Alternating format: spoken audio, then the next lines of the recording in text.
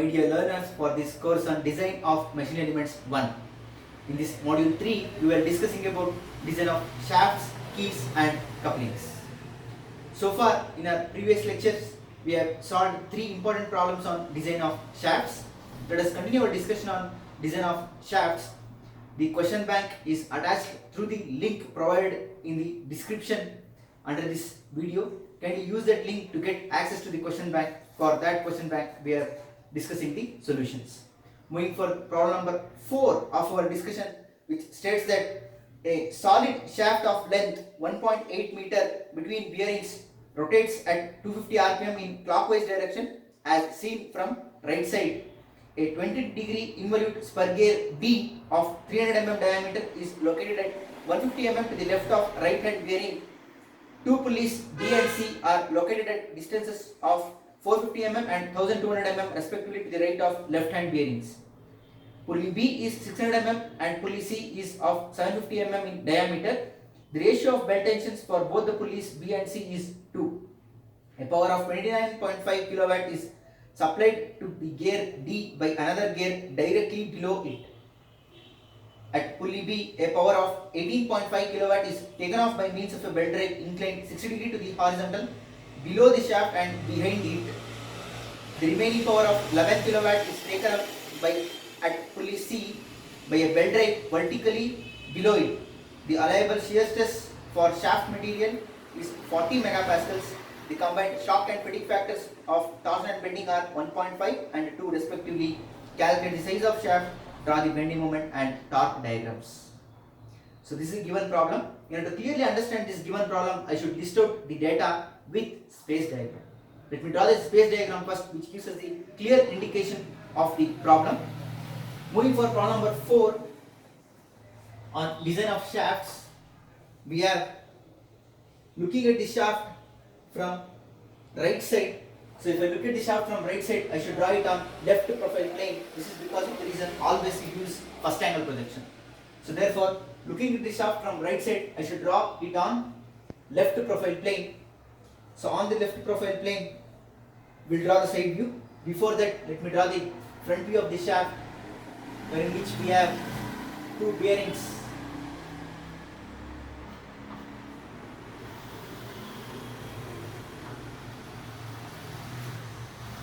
So this is the view direction.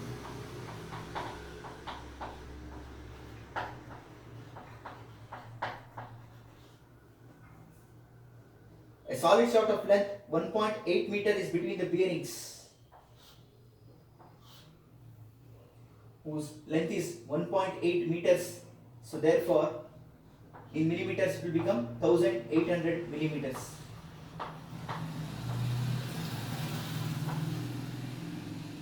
Rotates at 250 rpm in clockwise direction as seen from right side. So if I list the data given, yes, given the rpm, which is 250, at 20 degree involute spur gear B. So has given the pressure angle phi as 20 degrees, gear D of 300 mm diameter. So diameter of the gear D, let me draw it as gear, is 300 mm, is located at 150 mm to the left of right hand bearing. So this is right hand bearing. To the left of right hand bearing at a distance of 150 mm. So at a distance of 150 mm, we have a gear.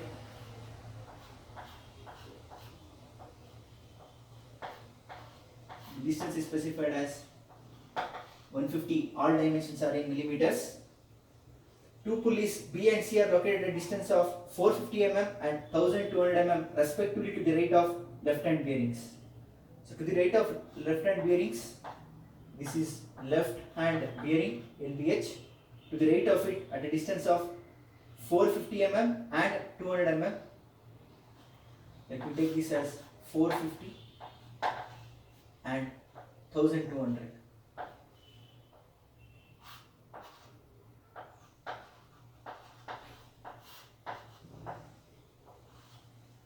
At a distance of 1200, we have two pulleys B and C whose diameters are 600 and 750 respectively. So this is 600 and this is 750. So this will be larger.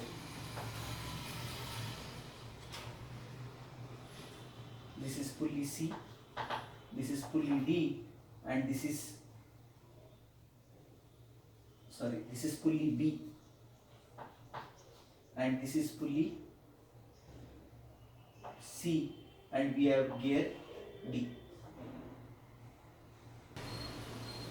Now the pulley diameters are given for us. The diameter of pulley B is specified as 600 millimeters and the diameter of pulley C is specified as 750 millimeters. The ratios of belt tension for both the pulleys B and C is 2. So therefore TB1 by TB2 is equal to TC1 by TC2 are all equal to 2. A power of 29 kilowatts is supplied to gear D. So power is supplied to gear D, which is 29.5 kilowatts. Since it is receiving the power, so gear will become driven. Gear will become driven, not driver, because it is receiving the power directly from below. Okay. At pulley B, a power of 18.5 kilowatts is taken off by means of a belt drive inclined at an angle of 60 degree. Inclined at an angle of 60 degree to the horizontal below the shaft and behind. Below and behind. The remaining power of 11 kilowatts is taken off at pulley C. At pulley C, the remaining power of 11 kilowatts is taken off by a belt drive vertically below.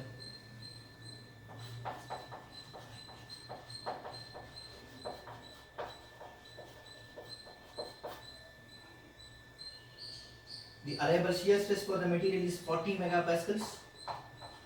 So tau allowable is 40 MPa. The combined shock and fatigue factors for bending and torsion. So for torsion it is 1.5. So therefore CT will be 1.5 and CM bending will be 2, which is given for us. No need to refer table 3.1a. Calculate the diameter of the shaft required, draw bending moment and torque diagrams. So this is the data given for us. Let us complete the drawing.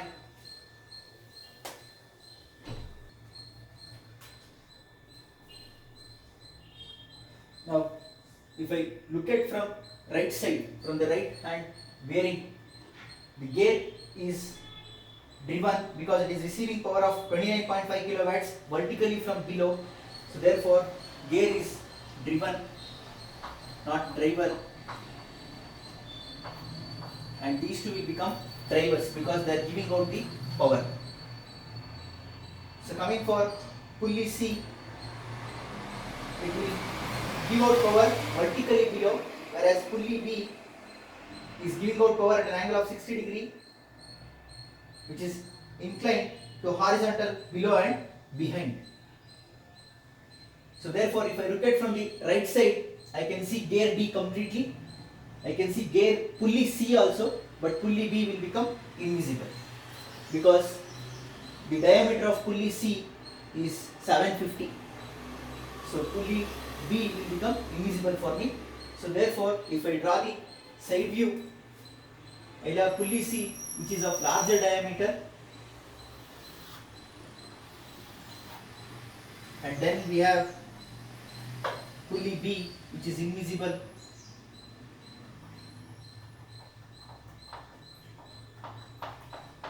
in my right side view, and we have gear which is visible for us.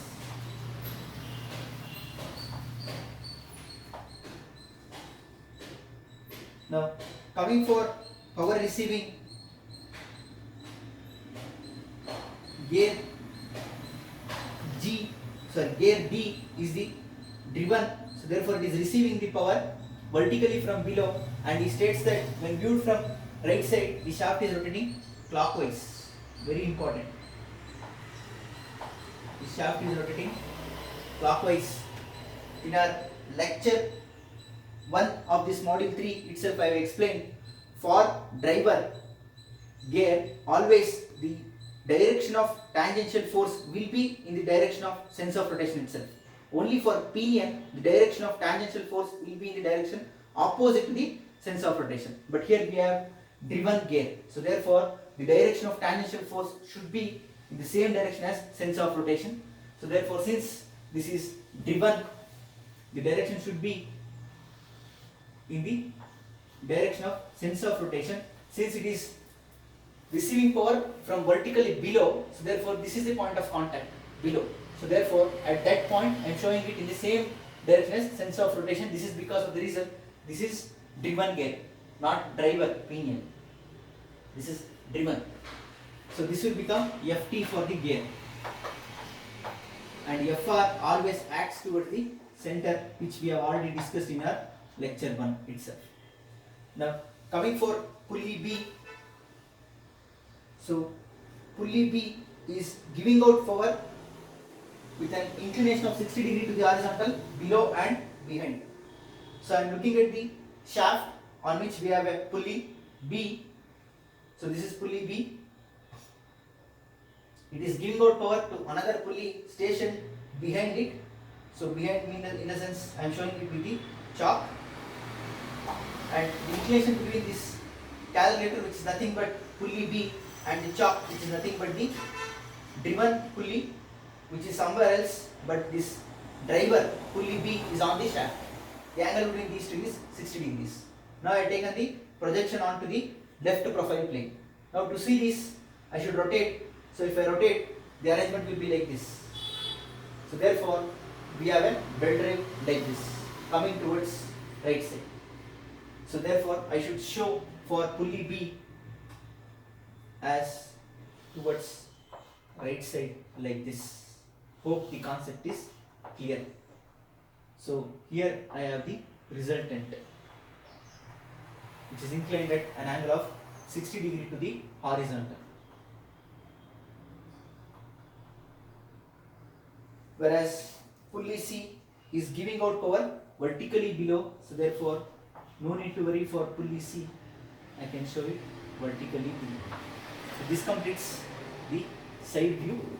So this is gear, this is pulley B, and this is pulley C. Center one is the gear. So this completes the space diagram. Now let us solve this problem one by one, taking into consideration. Let us start with the driven, which is receiving the power, that is gear, considering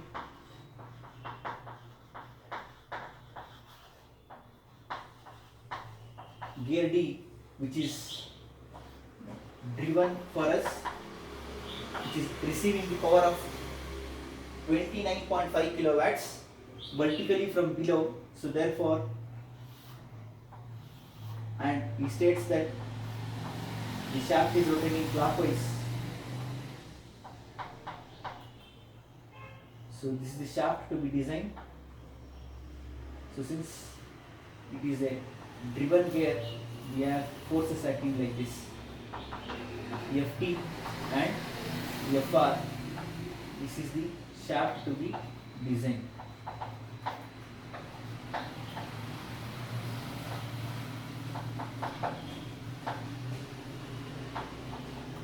Shaft to be designed. Now for gear, I already explained, we have three equations of gear. First one is Mt is equal to 9.55 into 10 to the power of 6 into P by N, and we have second equation, that is mt is equal to ft into radius of the gear, and third equation is fr equal to ft tan phi. Now I should use all the three equations because we don't know both ft and fr and also torque. So three unknowns, ft, fr and torque, three equations I can solve. So now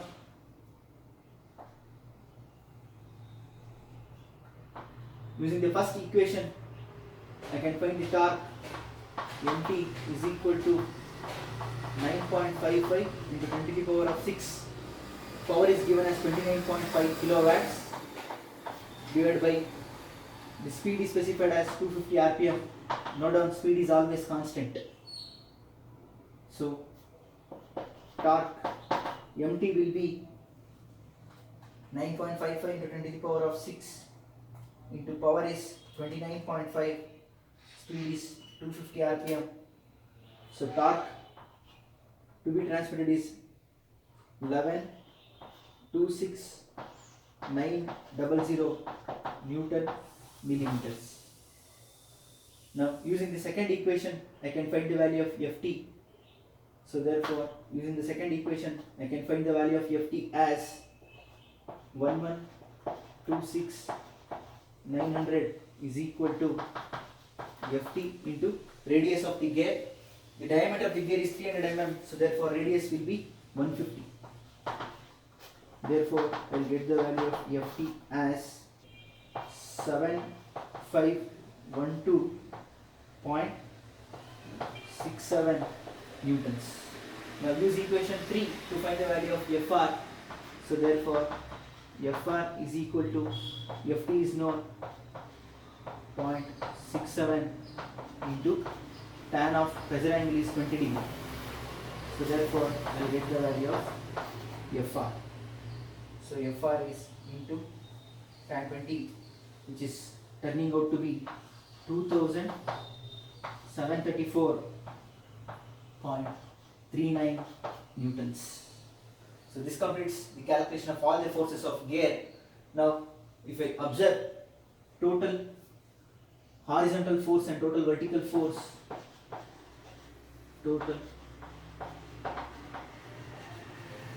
horizontal force, we have only one force acting, that is ft. ft alone, which is equal to 512.67 newtons. So since it is horizontal force, I should mark it as vertically downwards in the horizontal force diagram if it acts away from the observer. I should mark it as acting vertically upwards in the vertical load diagram if it acts towards the observer.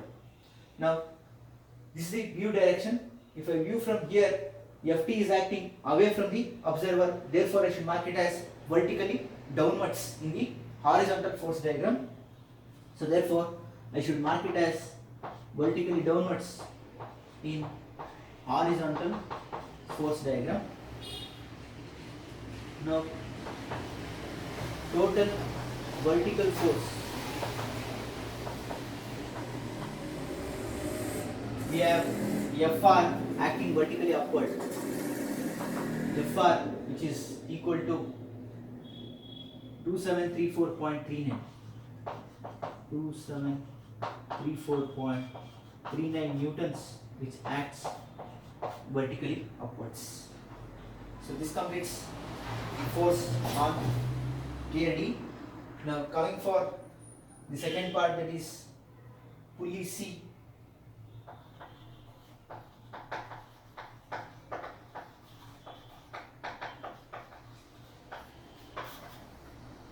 We have three equations of pulley. First one is mt is equal to 9.55 into 10 to the power of 6 into P by N. Since the power is different for pulley C, so therefore I should again calculate the torque. Torque will be 9.55 into 10 to the power of 6 into power given out by pulley C is 11 kilowatts. Speed is constant, 250 rpm.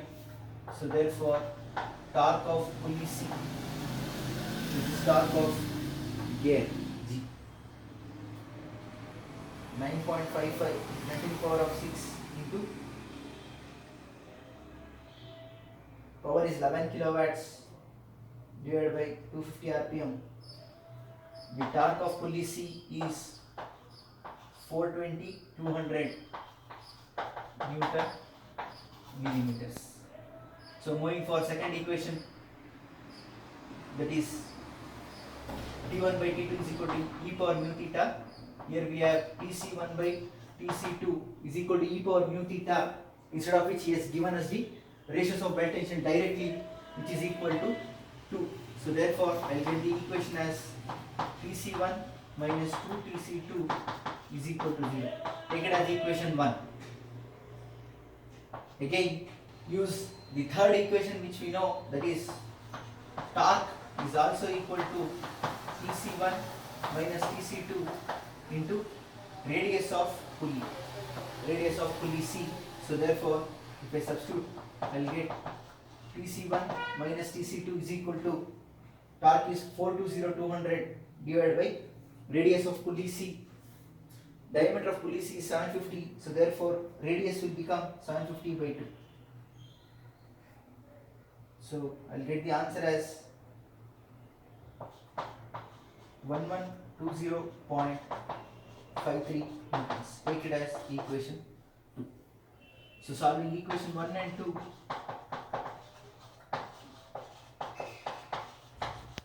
you get the values of Tc1 and Tc2 as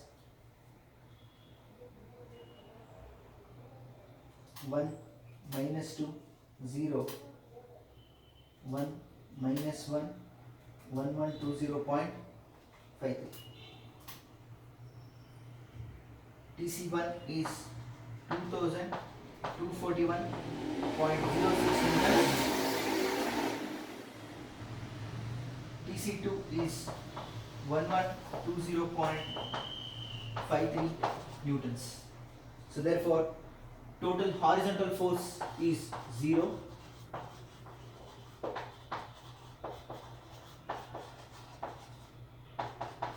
Because it is giving out power vertically downwards, and total vertical force will be Tc1 plus Tc2 is giving out power vertically downwards. So therefore I should mark it as vertically downwards in the vertical force diagram, whose magnitude is equal to 2241.06 plus 1120.53, which is nothing but 3361.59 newtons. This completes calculation for pulley C. Now moving for pulley B. Since this is also pulley, repeat the same calculations. Considering pulley B. So using the first equation, since power is not constant, we have torque is equal to 9.55 10 to the power of 6 into P by N. So therefore torque on pulley B will be 9.55 10 to the power of 6 into power on pulley B is 18.5, whereas speed is constant, N is 250 rpm. So therefore torque on pulley B will be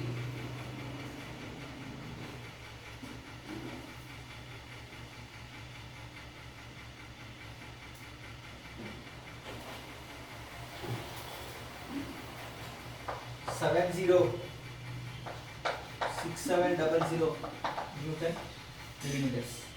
Using the second equation, ratios of belt tension, Tb1 by Tb2 is equal to e power mu theta, instead of which he has given the value of e power mu theta as 2. So using it directly, I will get the equation as Tb1 minus 2 Tb2 is equal to 0. Take it as equation 3. Next, we also have mTb is equal to TB1 minus TB2 into radius of pulley B. So therefore TB1 minus TB2 will be, take that as equation number 4, which is equal to 706700 divided by radius of pulley B. Diameter of pulley B is 600, radius will be 300. So we get the value as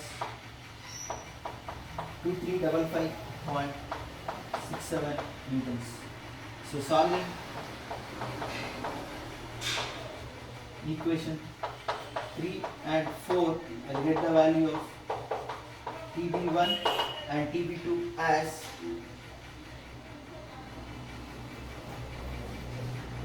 1 minus 2 0 1 minus 1 2355.67.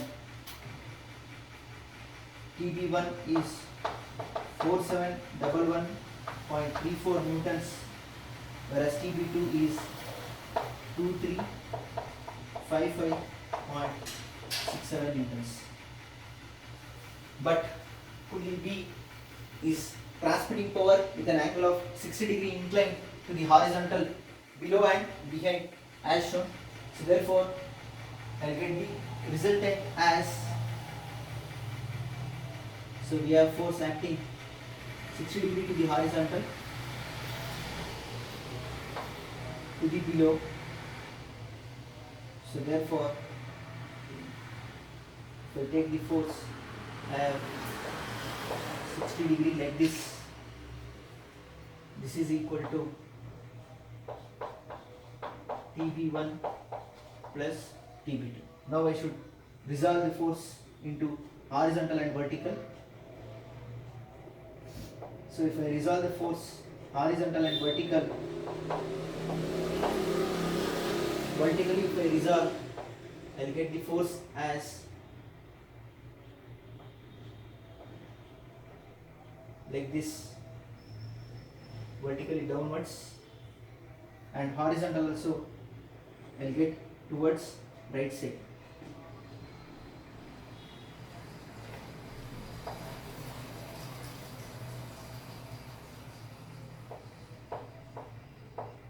Like this. Whereas the vertical component will become TB1 plus TB2 sin 60, whereas horizontal will become TB1 plus TB2 cos 60. So therefore vertical force will be Fb is equal to TB1 plus TB2 sin 60 acting vertically downwards, and horizontal force will become TB1 plus TB2 cos 60 acting towards right side.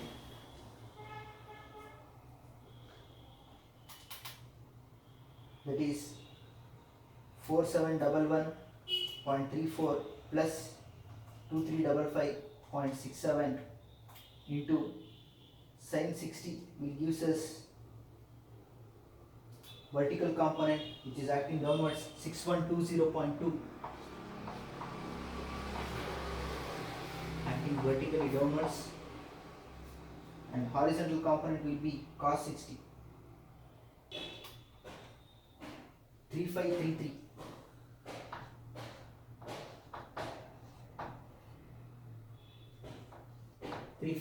Now if we consider the horizontal force is acting towards the observer, this is because of the reason the observer is here, the force is acting towards the observer, so therefore I should show it as acting vertically upwards in the horizontal load diagram. I should represent it as acting vertically upwards. This is because of the reason this force is acting towards right side, this is acting towards the observer. If load acts towards the observer, I should mark it as acting vertically upwards in the horizontal load diagram.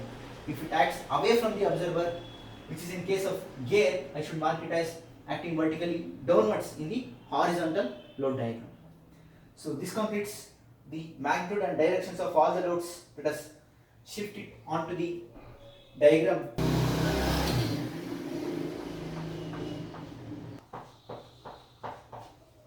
They have asked us to plot both torque as well as the bending moment diagrams.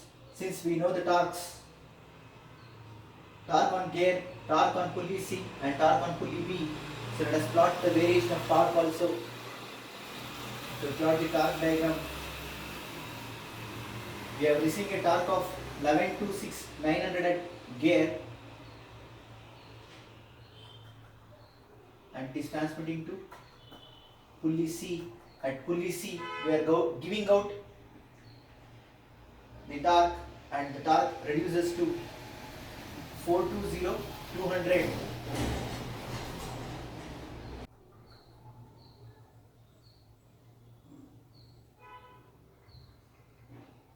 And at pulley B we have 706700. So therefore I should reduce the magnitude here and give higher magnitude at pulley B. So here we are giving out a torque of magnitude 420,200 Newton millimeters. But at pulley B we are giving out a torque of higher magnitude, that is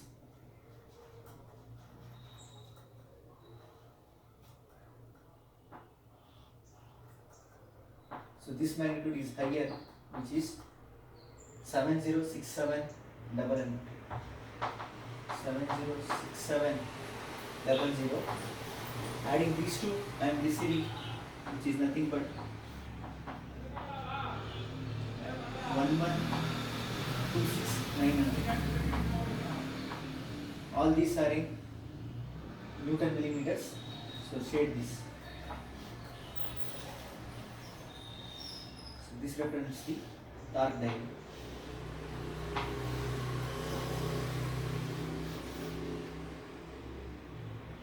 This is torque diagram. Unit is Newton mm. We have the points A, B, C, D and E. A, B, C, D and E. Now drawing the horizontal force and vertical forces. First let us take the horizontal force diagram or load diagram. We have, let me use different chalk. So we have two supports, RA horizontal and RE horizontal. Coming for vertical forces, at pulley B, the horizontal force should act upwards 3533, whose magnitude is 3533. 3533 newtons. At pulley C, it should act vertically downwards. Sorry, the horizontal force is 0. So we don't have any forces at pulley C. So this is A, this is B, and this is C. Whereas at D, that is from gear, we have horizontal force which should mark vertically downwards, acting towards the observer, whose magnitude is 7512.67.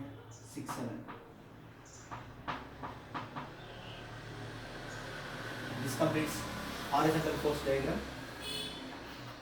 Next, let us plot vertical force diagram. So we have two supports.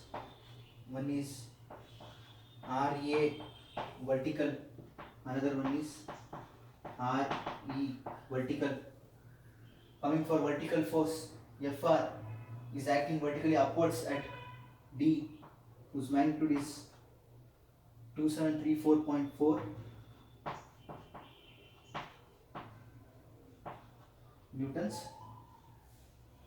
At pulley C, vertical force is acting downwards, whose magnitude is 3361.59.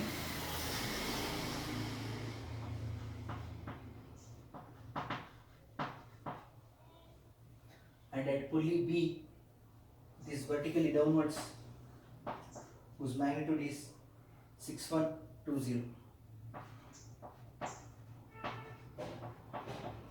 newtons. So this completes horizontal and vertical force diagrams. Another important note is that he has not specified weight of pulley or gear, so therefore we are not considering the weight which acts vertically downwards. Let me pause this video for a while so that you people can copy it down. Later we will calculate the bending moments, that is vertical bending moment, horizontal bending moment and resultant bending moment. Finally we can calculate the diameter.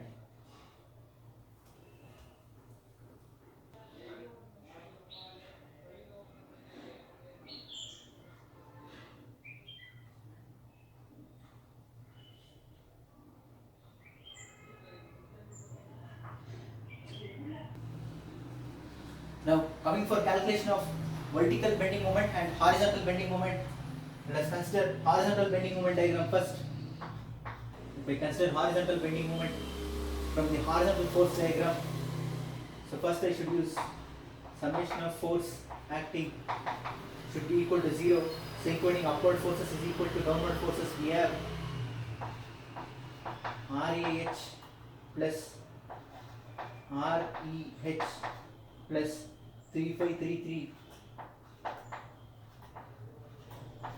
is equal to only one vertically downward force, that is 7.7512.7. Now taking moment about weight support, that is GH is equal to 0, I get RAH into distance is 1800 plus 3533 into distance is 1800 minus 450, 1350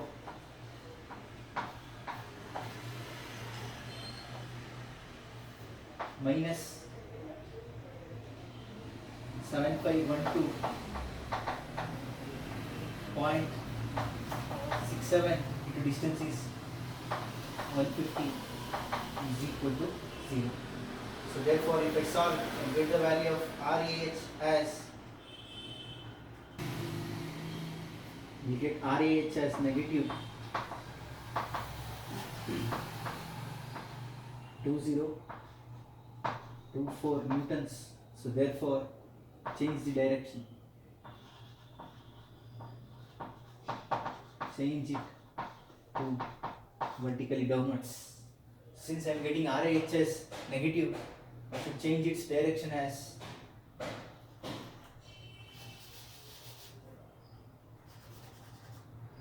like this. This is obtained after calculation.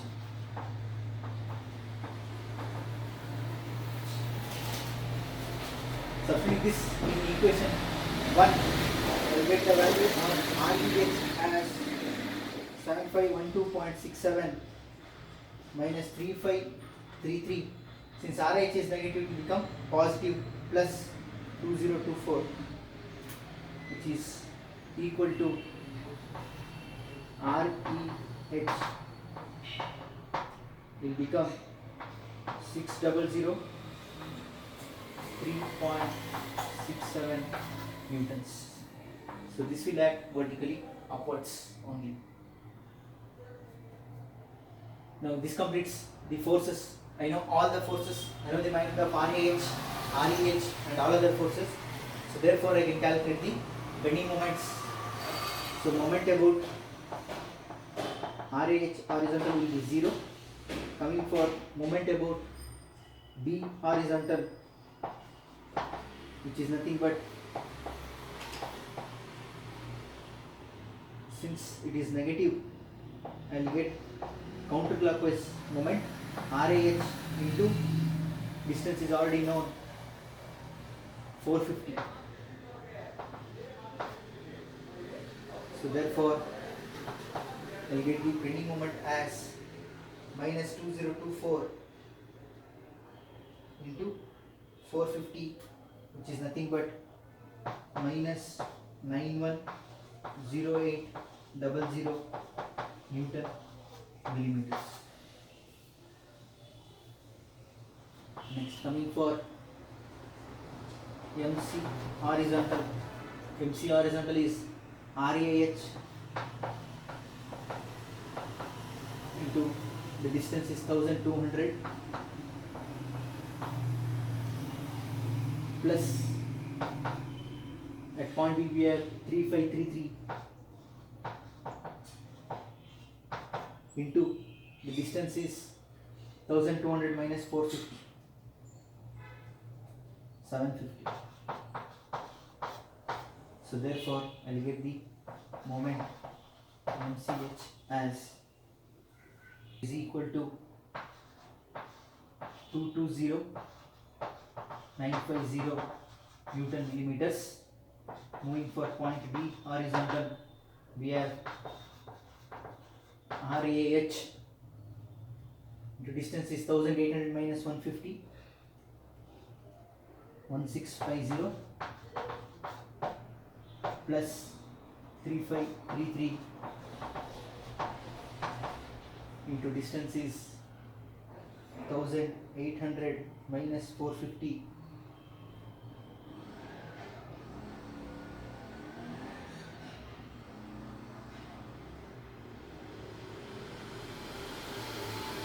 minus 150. So I'll get the answer is 1200.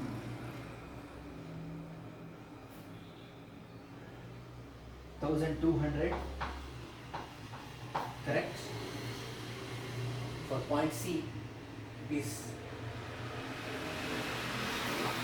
at C we have negative load, so therefore minus counterclockwise.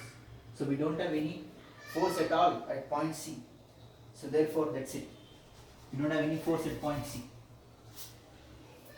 So therefore MDH will be, so MDH is 900,000 Newton millimeters. Coming for moment about EH, you should get it as 0. So this completes the bending moment at point B, C and D. Similarly, if I go for vertical bending moment, take forces acting vertical as 0. From the vertical force diagram, we have RA vertical plus RE vertical plus 2734.4 is equal to two forces acting downward, that is 6120 plus 3361.6.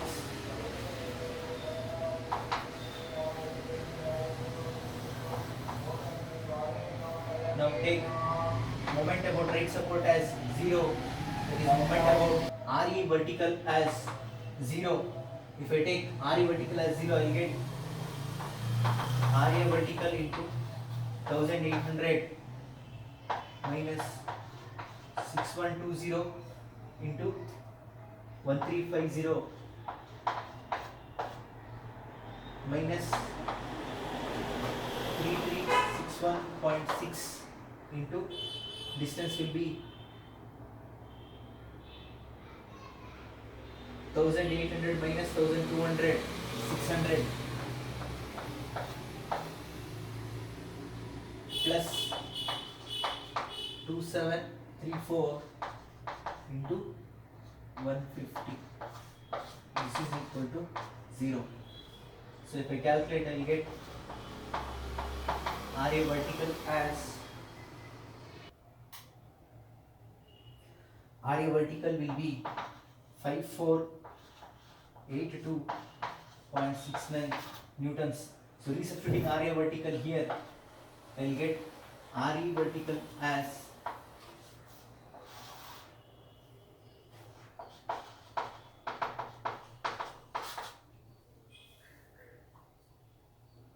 6120 plus 3361.57 minus 2734.4 minus 5482.69.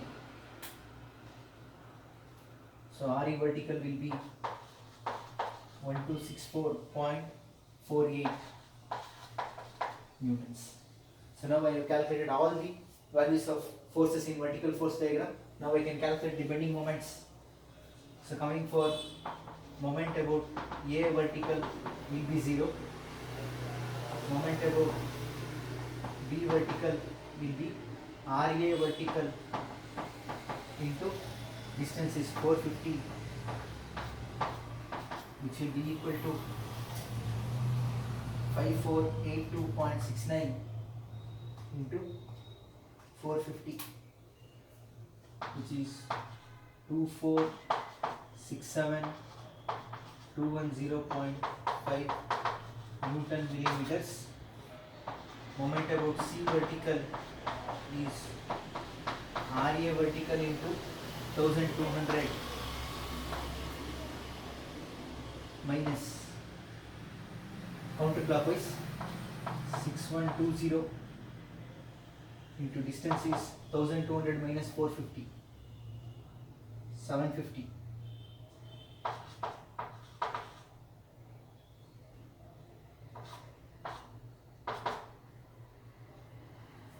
So we get the value as RA vertical is 5482.69 into 1200 minus 6120 into 750 will yields us the value as 1989.8 Newton millimeters.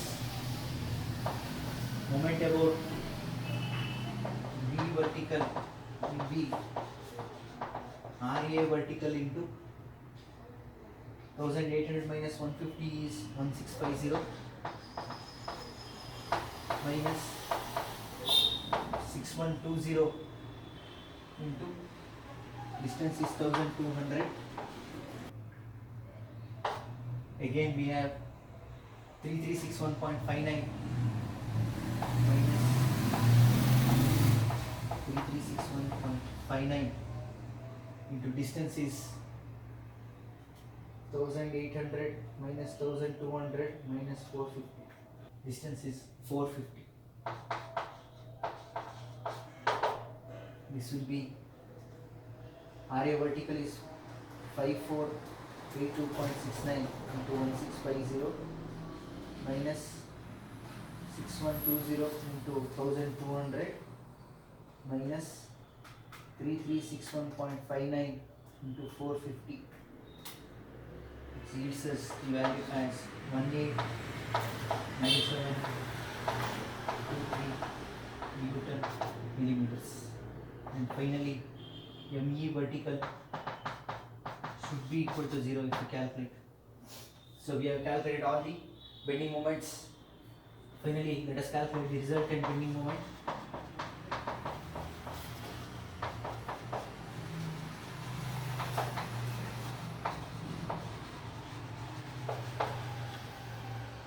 We know that resultant bending moment is equal to root of moment horizontal square plus moment vertical square.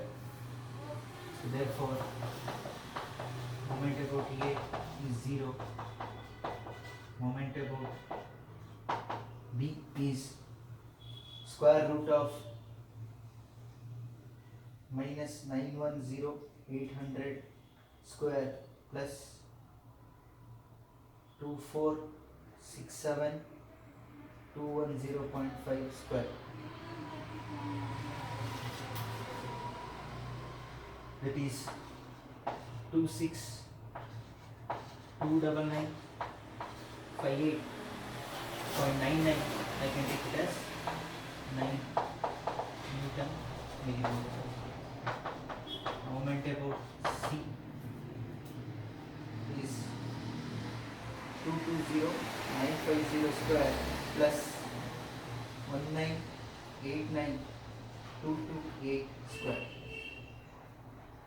which is equal to 2001461 Newton millimeters. Moment about B is square root of 900,000 square plus 189723 square is equal to 919779. I can write it as 80. So finally moment about E is 0. So if I look at this, we have maximum bending moment as MB. So this is maximum bending moment. The circus what we have done is to find the value of maximum bending moment, which is nothing but 2629959 Newton millimeters. So we have calculated the maximum bending moment also. We have the maximum torque meters. So therefore we can calculate the diameter of the shaft required. Before that, let me transfer all these things to the diagram. That is coming for horizontal bending moment diagram. Horizontal bending moment diagram. We have MBH is minus 91800.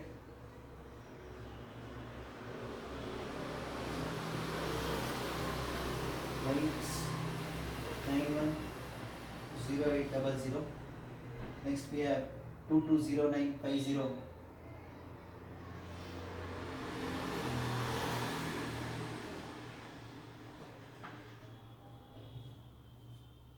At D we have 900000.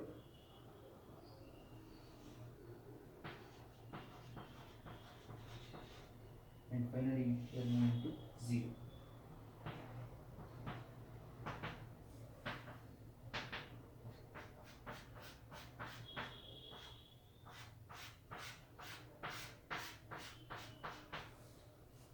Next, if I move for vertical bending moment diagram, here we have 0.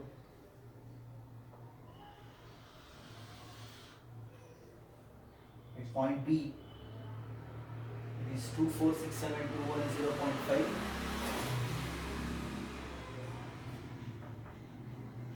2467210. 1989228.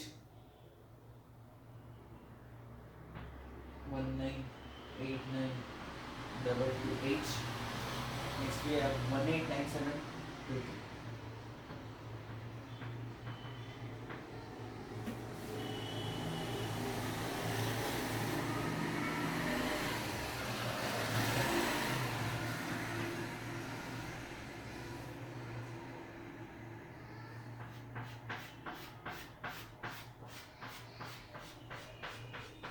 Next, we have resultant bending moment diagram.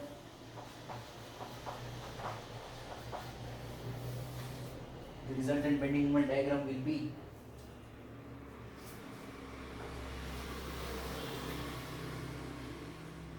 at B we have maximum 2629959.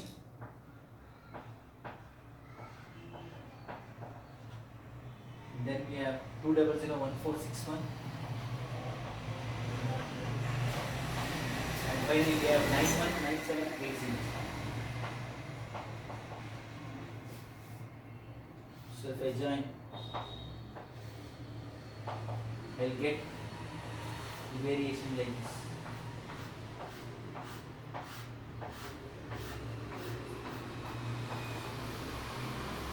The points are A, B, C, D and E. A, B, C, D, E. A, B, C, D, E. And correspondingly we have A, B, C, D and E. So we have done all these calculations to find this value. It is 2629959. Is the maximum bending moment. Let me pause this video for a while so that you people can copy it down. Since we know both maximum torque and maximum bending moment, we can find the diameter required.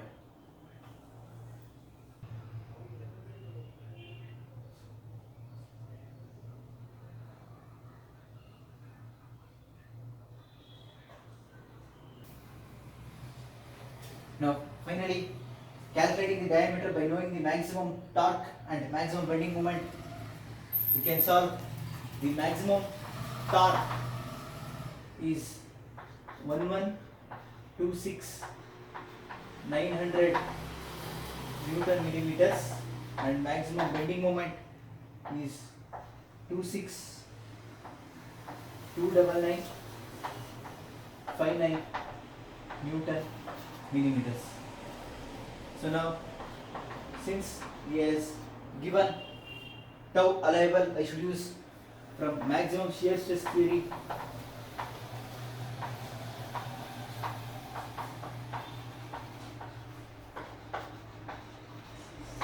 We know that diameter of the shaft D is given by 16 by pi tau allowable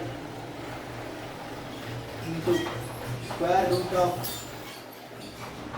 Cm md square plus Ct mt whole square into 1 by 1 minus k to the power of 4 to the power of 1/3. This we already know, which is given in equation 3.5. Now substitute all the values and calculate for solid shaft. Value of k is 0, so therefore diameter D is equal to 16 by pi times tau allowable is 40 megapascals into square root of Cm is 2 into md is 26,299,59 whole square plus 1.5 into mt is 1126,900 whole square into 1 whole to the power of 1/3. So therefore diameter D is 16 by pi into 40 multiplied by root of 2 into 26,299,59 square plus 1.5 into 1126,900 square whole to the power of 1/3, which is nothing but 88.93 millimeters. So therefore adopt diameter as 90 mm. So the solution for the problem is the required diameter size is 90 millimeters for the given power transmitting conditions. So this completes the given problem. Hope you have followed the instructions and the procedure to be employed to solve the problem. Of course, I am not telling that it is easy to solve problems on design of shaft, but it is worth learning the problems on design of shaft. You will get one problem for maximum marks available in your university examination, and also it is very helpful when you do projects. So therefore, I strongly recommend to learn this module, that is design of shafts. That's all from this lecture. Thank you all.